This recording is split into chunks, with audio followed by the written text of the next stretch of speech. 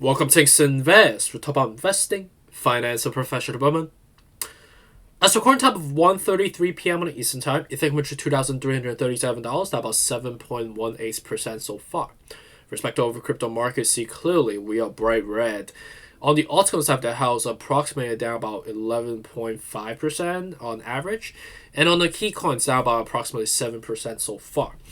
And on the equity side, we can see that we are also down respect to Dow Jones and S&P 500 down about 2%, while Nasdaq selling off even further, down about 3.5% so far. And all the crypto-related stocks are getting butchered today, with Coinbase currently down about 18% so far, which is a seismic haircut that we're seeing, obviously being driven by the entire crypto market being dragged down. And onto some of the stocks on both the large cap comparisons to the small cap. The large cap are down about 4.5% across the board, while the small cap high growth stocks are also getting a haircut down about closer to about 8% so far. And what's driving this sell-off that we are seems like intensifying throughout the day? It's basically the 10-year Treasury yield has been rising the entire day. It's been forming higher highs. If you compare that with the levels that were formed before during previous corrections, it's the highest level since November 2018, right? Surging to punching through to the 3.17% and to one point even 3.2%, right? So when you get that type of affectation, it means that the debt instrument, for you to be using to pay, for the same amount of interest payment will be higher as the rates goes higher, obviously, right? So when that happens, it will cut basically circulations off across the corporate balance sheets, but also with respect to our personal earning potential as well, right? For us to be paying the same amount of mortgage before will be higher going forward. At the same time, with respect to the borrowing supply and demand dynamics is also off then, right? Because people are more reluctant to be borrowing money because it's more expensive to be incurring the same amount of money they were using before.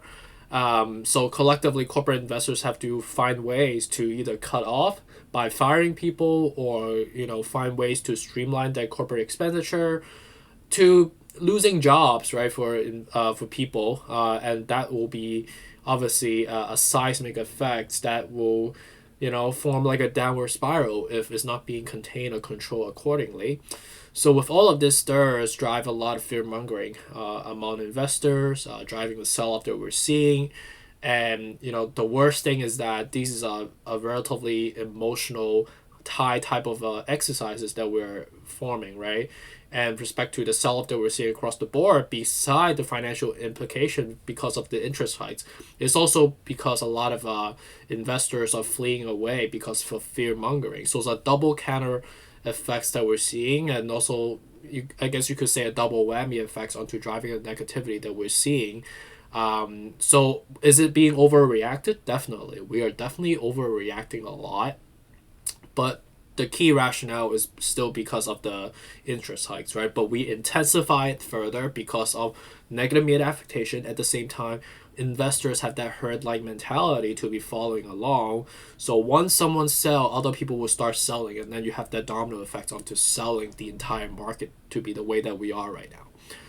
And luckily, with respect to the technical analysis that we've formed, we know what are the logical levels that it can sell down to. So let's just dive into it. Respective recording time again at 1:37 p.m. on the Eastern Time. Ethereum cooking at $2,329. That about close to 8% so far. You can see that clearly we broke to the 22250, which was a flat number that people got bought up, right? You could see that clearly throughout the last how many days? Is only 4 days we have broke through first level, second level, third level, fourth level, right? And as of the last 24 hours, we broke through from 2531 all the way down to 2250. But you can see that as we got there, we were at 25 or 24 out of 70 already. So immediately got bought up, come back up to the next level of resistance, right, which is the 2350. And that the real level is basically somewhere around 2362 based on the historical leap down, and that's why you have a yellow line right here. So in terms of inertia, we're still pointing down. There's no signs of coming up yet. It's still kind of, across the board, like large separations on the MACD, and then with respect to RSI, it has more of a convex, a concave, sorry, more of a concave type of leap down, rather than a valley that we want to form in the convex. So the inertia seems like it's still relatively bearish. No signs of reversal yet, but we know that a good thing is that we are extremely oversold. So the rebound, as we get some confirmatory signal or optimistic signal tomorrow or around later today, it should drive the reversal of the market. We also have to see how the international side of the house overseas will react to what we're doing in the US today as well, right?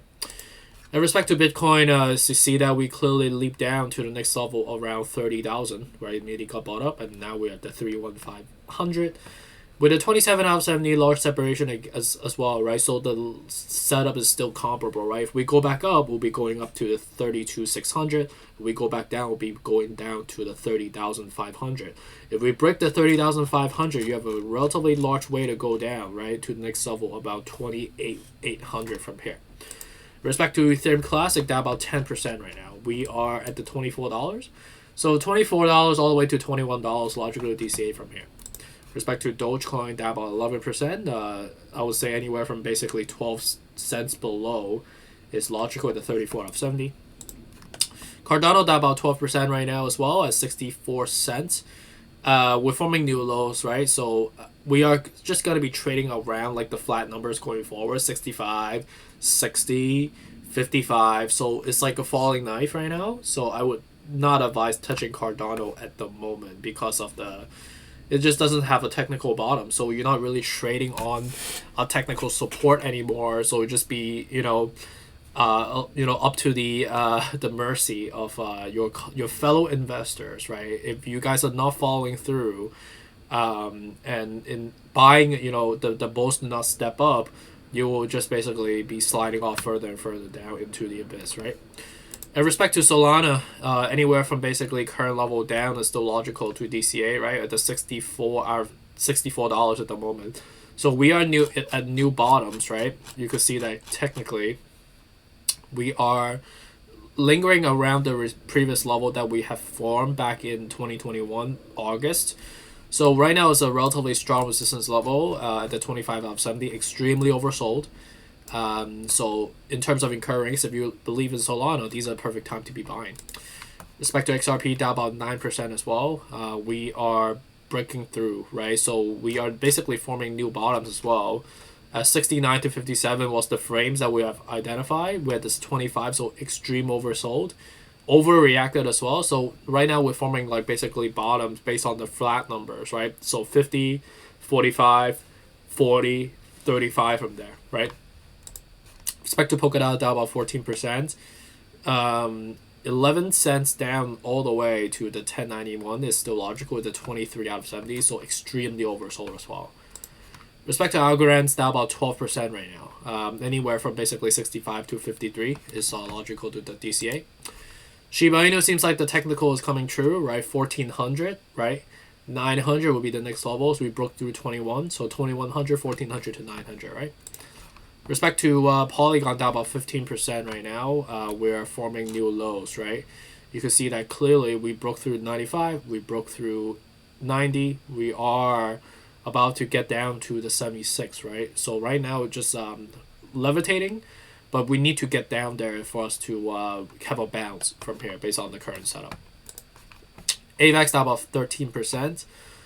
Same thing, right? We are forming new lows, right? You can see that we're like rock bottom, basically back in when we first started.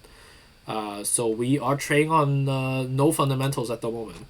We're just flying off the cliff, trading on technical support levels, right? So 45, 50, or in the reverse rate, right? 45 would be first level, and then 40, and then 35, and then keep going down from there. And then Luna, it came true completely, right? With respect to breaking 75, which was a head and shoulder pattern, right? The next level will be somewhere around 62, 52 to 45 from the respective levels, right? So with respect to over market, definitely intensifying because of the rates and the yield heights. It's basically forming historical new leaps, punching through the benchmark on a daily basis, right? And with the inflationary outlook that we're seeing, with the recessionary fear that we're seeing, on top of us, fear mongering, is definitely driving a lot of negativity, right? But these are the perfect times to be buying, right? When fear is extremely high, that's when we should be more aggressive. When everybody's being greedy, that's when you should be kind of pulling away, taking profit from there, right?